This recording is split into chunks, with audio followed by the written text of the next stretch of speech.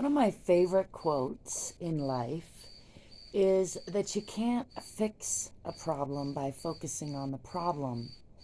You need to focus on solutions to the problem in order to change something that's perceived as a problem.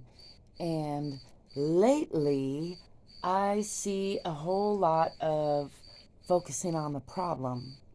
And while that's a great first step, I would love to cast my 2 cent voice toward us focusing more on solutions. Hi, I'm Angel, by the way. In case you don't know, now you know. And I suppose this is a late night 2 cent ramble, we'll call it. I have been of this mindset for at least a couple decades in a conscious way. And so sometimes I get frustrated and impatient and I forget how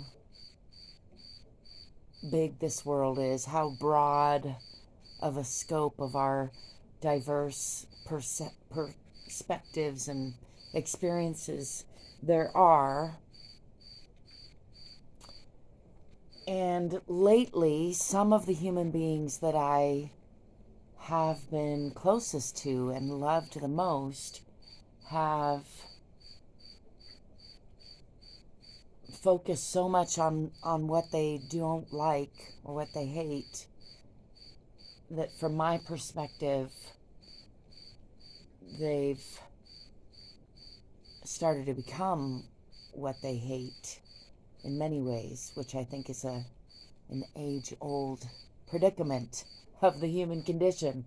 Or, you could say it's a lucky aspect of the law of attraction that we become what we focus on, whether it's what we hate or what we love. And so when it comes to things like war and hatred and racism and sexism and some of the big picture struggles that we humans are grappling with,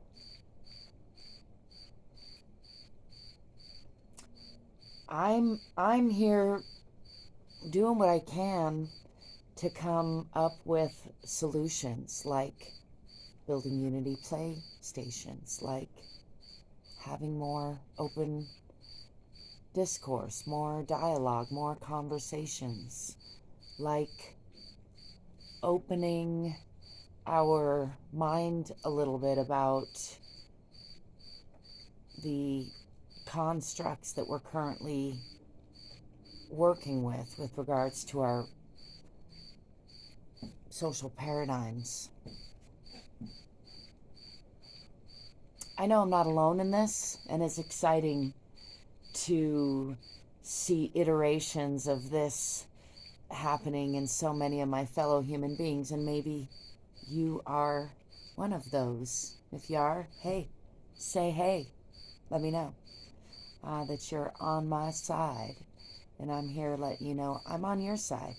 I think we're all in this together. I think ultimately we're all one collective being in a way, this species. The only reason we are this successful is because of our ability to work as a collective, to collaborate, to build things together, to put our talents and minds together. This is the greatest strength we have, and it is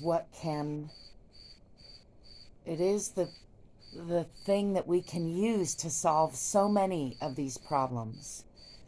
And it's ironic to me that a lot of these problems are simply a deterioration of that knowledge, of that aspect, of that awareness. So I guess the first step that I want to bring to the table, so to speak, is that awareness, that we realize that we're all interconnected, and that even when we can't see how we're the same. We're much more the same than we are different.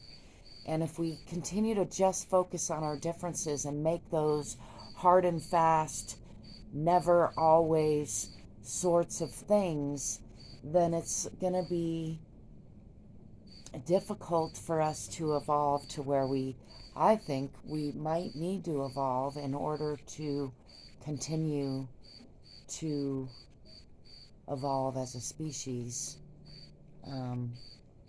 if that's what we want to do. Let me know what you think of all of that. I know the lighting's a little glaring. I'll see what I can do about that for future videos. I do thank you for stopping by, and I thank you for being you and letting me be me and giving me this platform to be me. In case you're wondering what's going on behind me, this is the Head Hutt Mega-Sculpture. I wrote a book about building it with my own hands, and you can find that book on Amazon. It's called The Head Hutt. I was looking over here to see if I have a copy of any of them, but I don't have handy. That's how unprepared I am. Yeah, I'm just sitting in it though. It's raining out. I'm in Albuquerque, New Mexico, and it is June 26th, 2022.